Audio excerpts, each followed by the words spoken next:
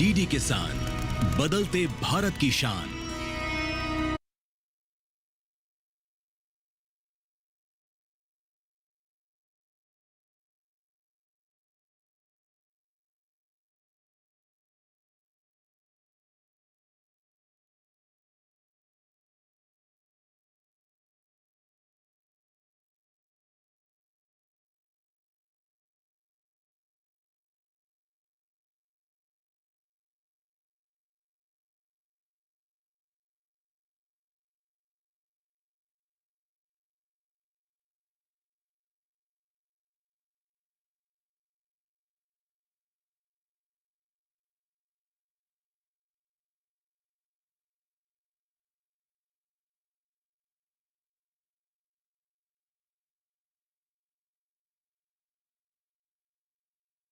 मैं तो बालपन से ही प्रभु श्री राम की प्रतीक्षा कर रहा हूँ। मैं इनका चिर सेवक हूँ। मेरा जन्म ही प्रभु की सेवा के लिए हुआ है। प्रभु, मेरा स्वर्ग आपके चरणों में ही है। हनुमान, तुम्हारा स्थान मेरे चरणों में नहीं है, मेरे हृदय में है। बरसों बाद वो शुभ क्षण आया, बरसों बाद वो शुभ क्षण आया, भक्त और भगवान मिलाया। काक भुशुंडी रामायण सोमवार से शुक्रवार शाम 7 बजे, पुनः प्रसारण सुबह 9 बजे, डीडी नेशनल पर।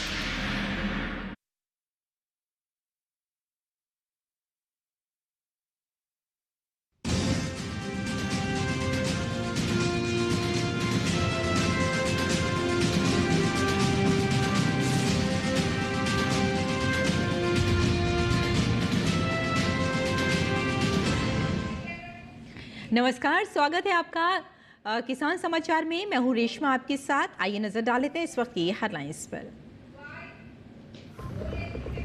प्रधानमंत्री नरेंद्र मोदी ने उत्तर प्रदेश अंतर्राष्ट्रीय व्यापार शो का किया उद्घाटन। कहा, ट्रेडर्स भी अपनाएं स्वदेशी की भावना। ट्रेड शो में हस्तशिल्प, कृषि, वस्त्र, जीआई उत्पादों और वन डिस्ट्रिक्ट वन प्रोडक्ट जैसी विविध श्रेणियों को किया गया है प्रदर्शित। प्रधानमंत्री नरेंद्र मोदी आज शाम नई दिल्ली में वर्ल्ड फूड इंडिया 2025 का करेंगे उद्घाटन। 25 से 28 सितंबर तक आयोजित होने वाले वर्ल्ड फूड इंडिया में खाद्य के क्षेत्र में भारत की प्रगति का किया जाएगा प्रदर्शन। 21 देशों के 150 प्रतिभागी आयोजन में होंगे शामिल। जीएसटी दरों में कटौती से किसानों को बड़ी राहत। छोटे कृषि उपकरणों से ट्रैक्टर, उर्वरक और कीटनाशक समेत कई सामान व उत्पाद पर टैक्स की दरें 12% से घटकर हुई 5%। जीएसटी सुधार से किसान हो रहे हैं लाभान्वित।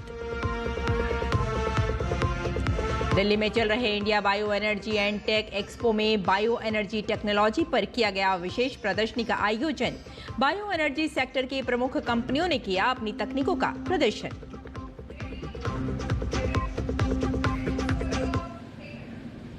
और अब समाचार विस्तार से। Make in India, vocal for local और आत्मनिर्भर भारत के प्रति अपनी प्रतिबद्धता के अनुरूप प्रधानमंत्री नरेंद्र मोदी ने ग्रेटर नोएडा में इस साल के उत्तर प्रदेश अंतर्राष्ट्रीय व्यापार शो का उद्घाटन किया। ये 5 दिवसीय आयोजन 29 सितंबर तक चलेगा, जो उत्तर प्रदेश के उत्पादों, क्षमताओं, नवाचार, अनुसंधान और विकास को वैश्विक मंच प्रदान करने के उद्देश्य से आयोजित किया जा रहा है।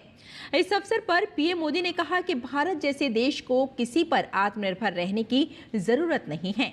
इस ट्रेड शो में यहां 2500 से अधिक स्टॉल्स लगाए गए हैं, जो विनिर्माण प्रौद्योगिकी, हस्तशिल्प, कृषि, वस्त्र, सूचना प्रौद्योगिकी, पर्यटन, स्वास्थ्य सेवा, स्टार्टअप, नवीकरणीय ऊर्जा, इलेक्ट्रिक वाहन, बुनियादी ढांचा, जीआई उत्पादों और वन डिस्ट्रिक्ट वन प्रोडक्ट जैसी विविध श्रेणियों को प्रदर्शित किया। प्रधानमंत्री नरेंद्र मोदी ने इस स्टॉल्स का अवलोकन किया और इन क्षेत्रों से जुड़े विशेषज्ञों से जानकारी ली।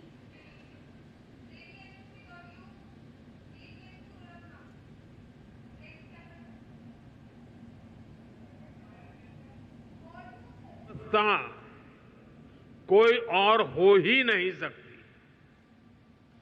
बदलती हुई दुनिया में जो देश जितना ज्यादा दूसरों पर निर्भर रहेगा, उसकी ग्रोथ उतनी ही कॉम्प्रोमाइज रहने वाली है। और इसलिए भारत जैसे देश को किसी पर निर्भर रहना अब मंजूर नहीं है। इसलिए भारत को आत्मनिर्भर बनाना ही होगा। हर वो प्रोडक्ट जो हम भारत में बना सकते हैं वो हमें भारत में ही बनाना है।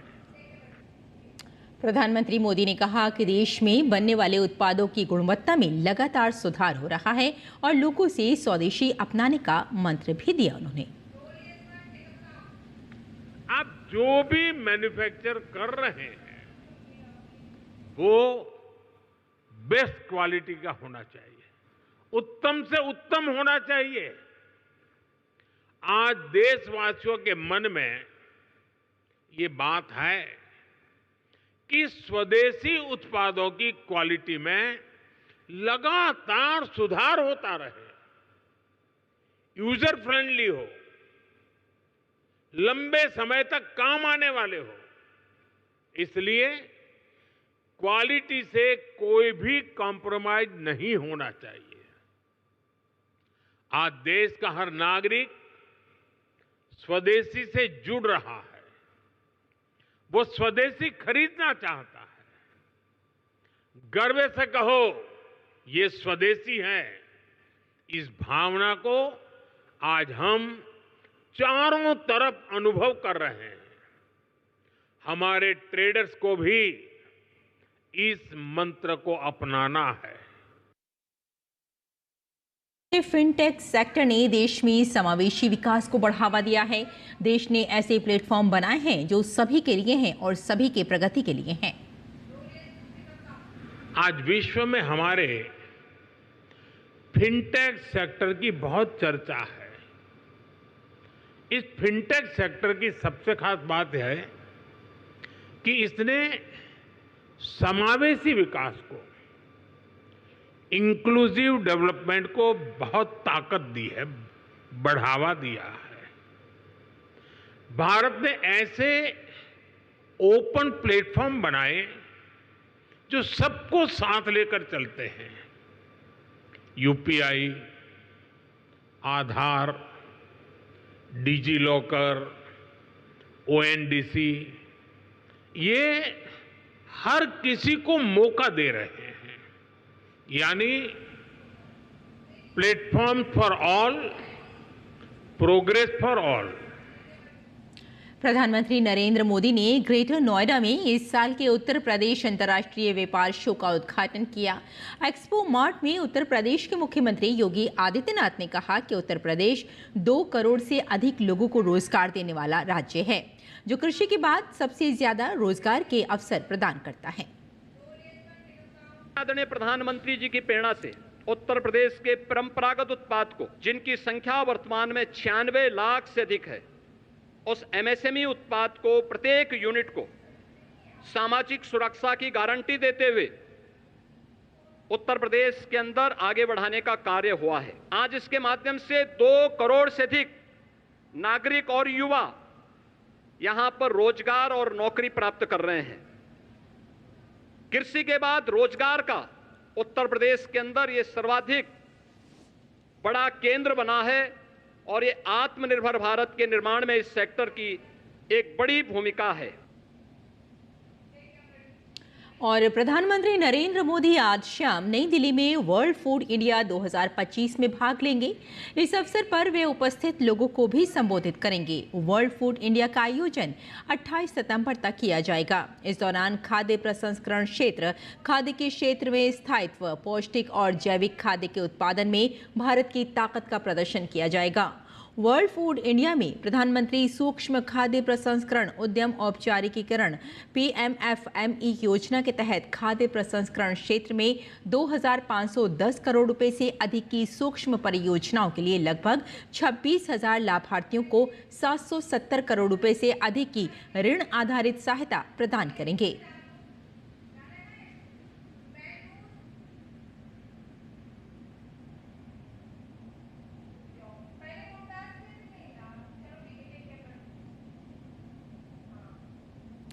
और पीएम मोदी के नेतृत्व में सरकार ने किसानों के कल्याण के लिए ऐसे कदम उठाए हैं जिसने न केवल किसानों की समृद्धि बढ़ाई है बल्कि कृषि क्षेत्र के समग्र परिवर्तन में भी अतुलनीय योगदान दिया है।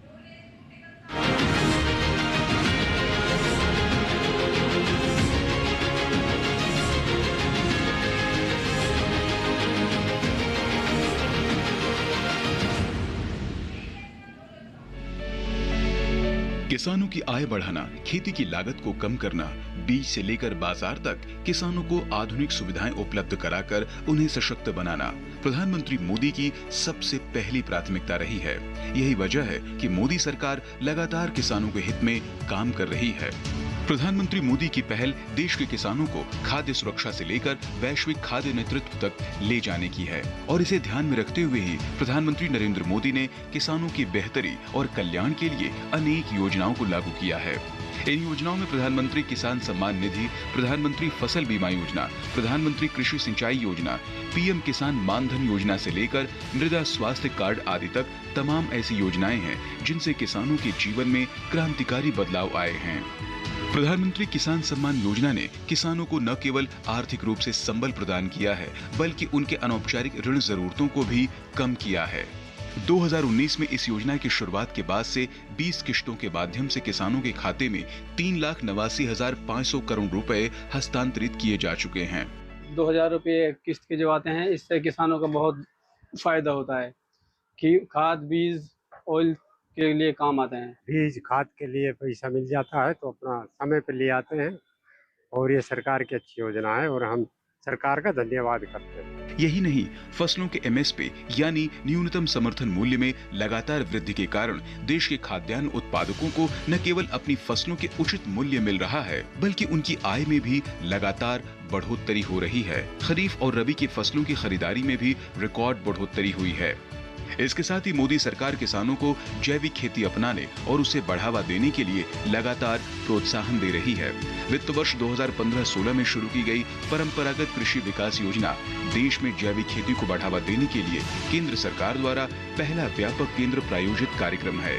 इस कार्यक्रम के तहत दिसंबर 2024 तक 2170 करोड़ रुपए से ज्यादा की धनराशि जारी की गई।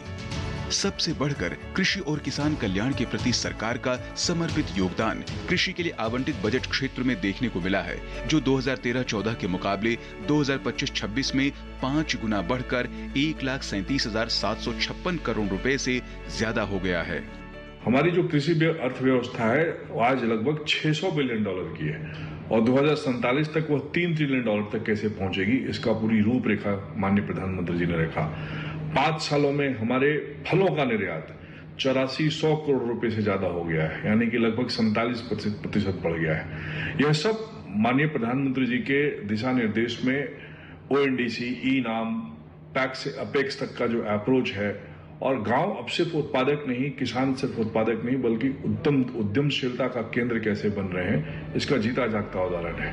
प्रधानमंत्री मोदी द्वारा किसानों के हित में उठाए गए कदमों ने किसानों के जीवन में सकारात्मक बदलाव लाया है। किसान अब परंपरागत खेती से ऊपर उठकर तकनीक और नवाचार को अपना रहे हैं। साथ ही छोटी छोटी कर्जों से मुक्त होकर अब वे आत्मनिर्भरता की ओर तेजी से बढ़ रहे हैं। Bureau report, DD news. और केंद्रीय सड़क परिवहन एवं राजमार्ग मंत्री नितिन गडकरी ने कहा कि दिल्ली सहित देश के कई शहर गंभीर वायु प्रदूषण की चपेट में हैं, जिनमें वाहन सबसे बड़ा कारण है। उन्होंने कहा कि वायु प्रदूषण में 40% योगदान वाहनों का है। बुधवार को India bio energy and tech expo के उद्घाटन समारोह में उन्होंने कहा कि जैव ईंधन नीति का आधार कच्चे तेल का प्रतिस्थापन, प्रदूषण मुक्त वातावरण और घरेलू आवश्यकताओं की पूर्ति के लिए स्वदेशी ऊर्जा का उपयोग 3 मिशनों पर टिका है।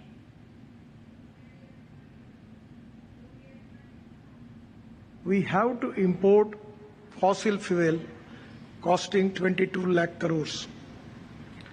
Our 85% of dependence on energy, which is we are already having imports.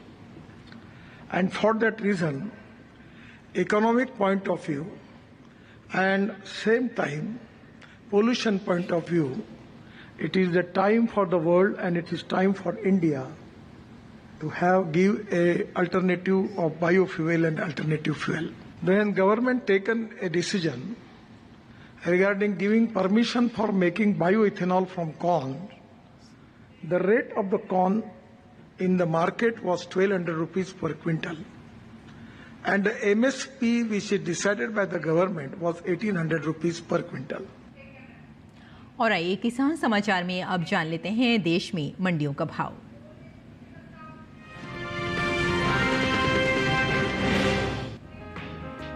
कृषि उपज मंडियों में बुधवार को गेहूं के सौदे उठापटक के साथ हुए। वहीं कुछ मंडियों में इस दौरान गेहूं के सौदों में कोई फेरबदल नहीं हुआ। एगमार्कनेट के अनुसार गुजरात की जम्मूसर मंडी में 23 सितंबर को गेहूं का भाव रहा 2700 रुपए, जो कि 24 सितंबर को 300 रुपए उछलकर 3000 रुपए पर पहुंच गया। मध्य प्रदेश की इंदौर मंडी में भी गेहूं की खरीद बढ़त के साथ हुई। यहां 23 सितंबर को इसका भाव रहा 2670 रुपए, जो कि 24 सितंबर को 153 रुपए चढ़कर 2823 रुपए पर पहुंच गया। वहीं उत्तर प्रदेश की मेहरौनी मंडी में इस दौरान गेहूं का कारोबार स्थिर भाव पर हुआ। यहाँ 23 और 24 सितंबर को इसकी खरीद बिना किसी फेरबदल के साथ 2500 रुपए पर हुई, जबकि राजस्थान की सूरतगढ़ मंडी में गेहूं के सौदे कमजोरी के साथ हुए। यहाँ 24 सितंबर को इसका भाव 125 रुपए टूटकर 2673 रुपए से 2548 रुपए पर आ गया। कृषि एवं किसान कल्याण मंत्रालय ने साल 2024-25 के लिए प्रमुख कृषि फसलों के तीसरे अग्रिम अनुमान के आंकड़ों को जारी किया है, जिसके मुताबिक साल 2024-25 के दौरान रबी गेहूं की उपज 1,175,07,000 टन होने का अनुमान है। वहीं अगर इसकी तुलना बीते साल से करें तो साल 2023-24 के दौरान रबी गेहूं की पैदावार 1,132,92,000 टन थी। बता दें कि घरेलू स्तर पर गेहूं की पैदावार अच्छी होने की वजह से देश में गेहूं की उपलब्धता पर्याप्त मात्रा में है। बता दें कि केंद्र सरकार ने गेहूं की एमएसपी में बढ़ोतरी की है। सरकार के इस फैसले से किसानों को उनकी फसलों का उचित दाम मिलेगा, साथ ही किसानों की आय में भी वृद्धि होगी। साल 2024-25 के दौरान गेहूं की एमएसपी 2300 रुपए प्रति क्विंटल थी, जिसे साल 2025 के दौरान 150 रुपए प्रति क्विंटल बढ़ाकर 2450 रुपए प्रति क्विंटल कर दिया गया है।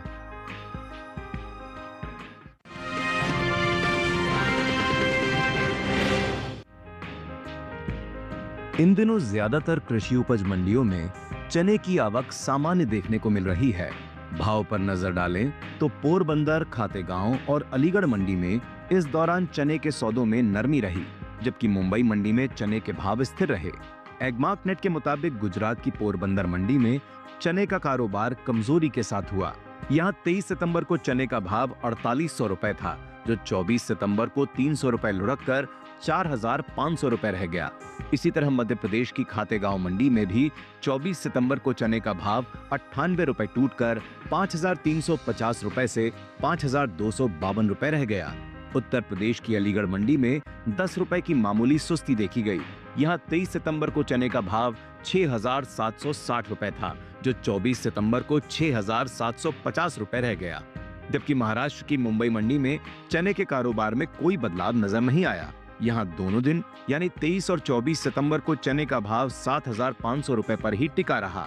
बता दें कि कृषि एवं किसान कल्याण मंत्रालय की ओर से साल 2024-25 के लिए तीसरे अग्रिम अनुमान को जारी किया गया है, जिसके मुताबिक घरेलू स्तर पर रबी चने की पैदावार 113,37,000 टन होने का अनुमान जताया गया है, जबकि बीते साल इस दौरान रबी चने की उपज 110,39,000 थी। यानी इस साल रबी चने की पैदावार में बढ़त देखने को मिल सकती है, जिसका असर चने के बाजार भाव पर पड़ सकता है।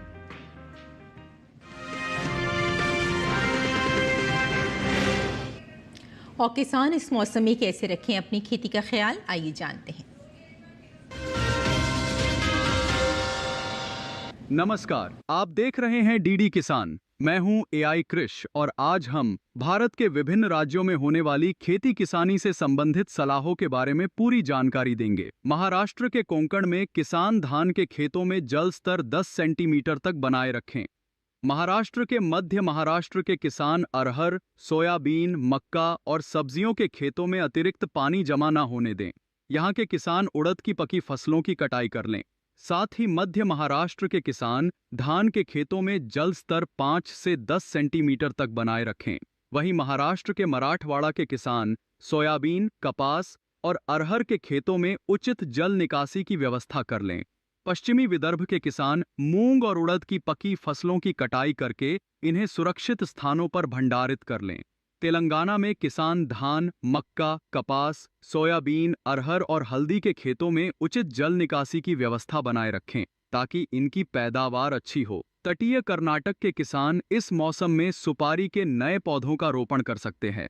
साथ ही यहाँ के किसान फल और सब्जियों के बागों में पानी जमा न होने दें।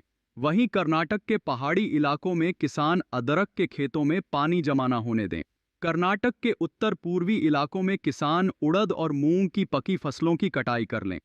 कर्नाटक के दक्षिणी शुष्क इलाकों के किसान टमाटर और मिर्च को गिरने से बचाने के उपाय कर लें। दक्षिणी कर्नाटक के किसान काली मिर्च और अदरक के खेतों में अच्छी जल निकासी की व्यवस्था बनाए रखें। तमिलनाडु में किसान गन्ने के पौधों को गिरने से बचाने के उपाय कर लें। तमिलनाडु के उत्तर पूर्वी इलाकों के किसान धान और मूंगफली के खेतों में पानी जमा न होने दें। इसी तरह कृषि और किसानों से जुड़ी हर महत्वपूर्ण जानकारी के लिए हमारे साथ जुड़े रहिए और देखते रहिए डीडी किसान। धन्यवाद।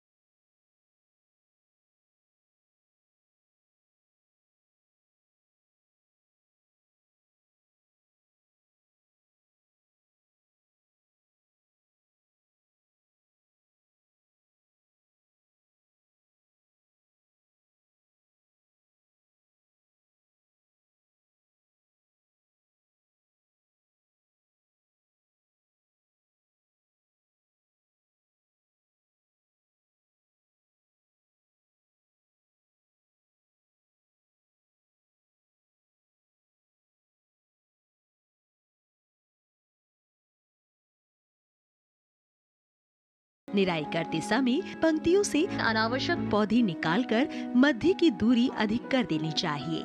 साथ ही बढ़ी हुई जड़ों में हल्की निराई गुड़ाई करते रहना चाहिए। गाजर की फसल पर मुख्य रूप से छोटे छोटे कीड़े मकोड़ों का प्रकोप होता है। इसकी रोकथाम के लिए नीम का काढ़ा पंप की मदद से 10 से 15 दिन के अंतराल पर छिड़काव करें। गाजर की फसलों में आर्द्र गलन रोग के कारण बीज के अंकुरित होते ही पौधे संक्रमित हो जाते हैं, जिससे तने का निचला भाग जो भूमि की सतह से लगा रहता है सड़ जाता है। फलस्वरूप पौधे वहीं से टूटकर गिर आते हैं। इस रोग की रोकथाम के लिए विशेषज्ञों की सलाह पर बीजोपचार कर ले। गाजर की जड़ों की खुदाई तभी करें जब वे पूरी तरह विकसित हो जाएं। खेत में खुदाई के समय पर्याप्त नमी रखें। साथ ही फसलों को सुखाकर उचित स्थान पर भंडारित करें।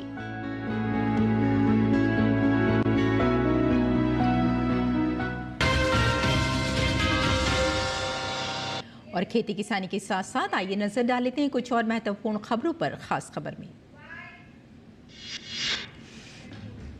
और लेह में हिंसक विरोध प्रदर्शन के बाद निषेधाज्ञा लागू कर दी गई है। लेह के डिप्टी कमिश्नर रोमिल सिंह डोंक ने बताया कि फिलहाल हालात नियंत्रण में हैं। उन्हें सभी से शांति बनाए रखने और BNSS 2023 के तहत प्रतिबंध आदेश का पालन करने की अपील की।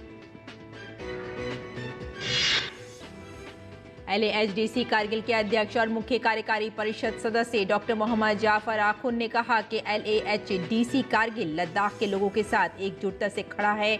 उन्होंने जनता से कानून व्यवस्था बनाए रखने और अपनी बातों को शांतिपूर्ण और अहिंसात्मक तरीके से पेश करने का आग्रह किया। गुजरात के गांधीनगर स्थित दहगाम के बहियाल गांव में 2 गुटों के बीच सोशल मीडिया पोस्ट को लेकर हिंसा भड़क गई। गांव में गरबा का आयोजन था। इसी दौरान उपद्रवियों ने पत्थरबाजी शुरू कर दी। जब बीच बचाव कराने के लिए पुलिस वहां पहुंची तो हिंसक भीड़ ने पुलिस पर भी हमला कर दिया। पुलिस ने 60 से ज्यादा लोगों को हिरासत में लिया और लोगों से शांति बनाए रखने की अपील की। देश में पहली बार रेल आधारित मोबाइल लॉन्चर प्रणाली से मध्यम दूरी की अग्नि प्राइम मिसाइल का सफल परीक्षण किया।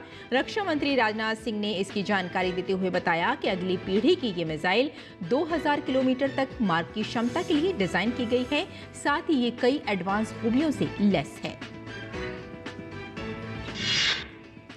केंद्रीय मंत्री रामदास अठावले आज महाराष्ट्र के मराठवाड़ा के दौरे पर हैं। अठावले ने धाराशिव में भारी बारिश से प्रभावित हुए किसानों से मुलाकात की। बीते दिनों यहां हुई मूसलाधार बारिश ने फसलों को भारी नुकसान पहुंचाया था। केंद्रीय मंत्री ने किसानों से बात कर उनके नुकसान के बारे में जानकारी ली। तो किसान समाचार में फिलहाल इतना ही। अनुमति दें। नमस्कार।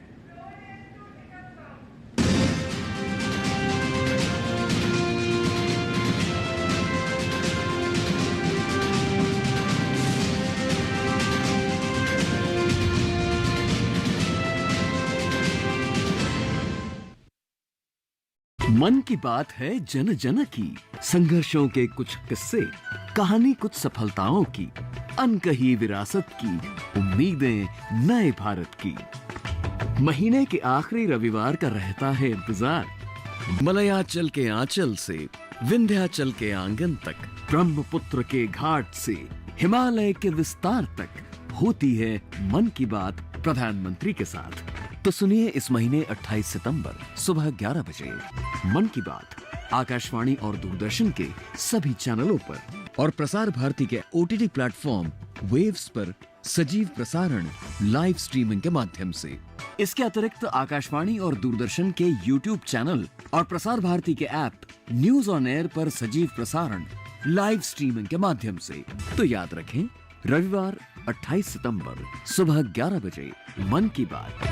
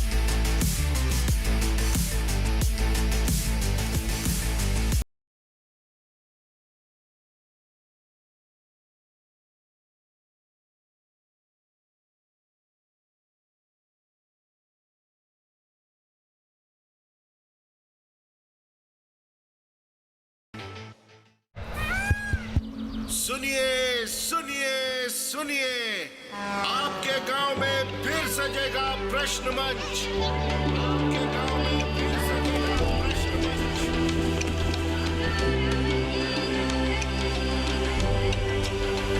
मिट्टी, मौसम, बीज, फसल, किसान को मिलेगी यहाँ हर सरकारी स्कीम की जानकारी।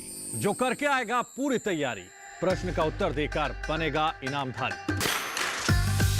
मंच है तैयार, प्रश्न है तैयार, और आप? मैं भी हूँ तैयार। मैं हूँ तैयार। हाँ, मैं भी हूँ तैयार। मैं भी तैयार हूँ। किसान प्रश्न मंच में आपका स्वागत। किसान प्रश्न मंच सीजन 2 हर रविवार रात 8:30 बजे DD किसान पर।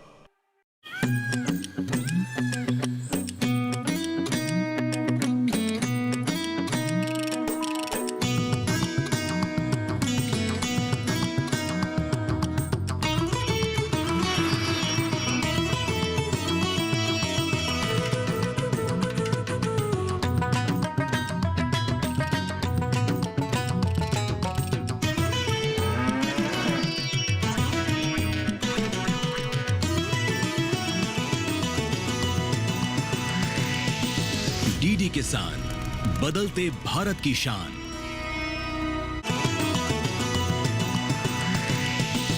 डीडी किसान, बदलते भारत की शान।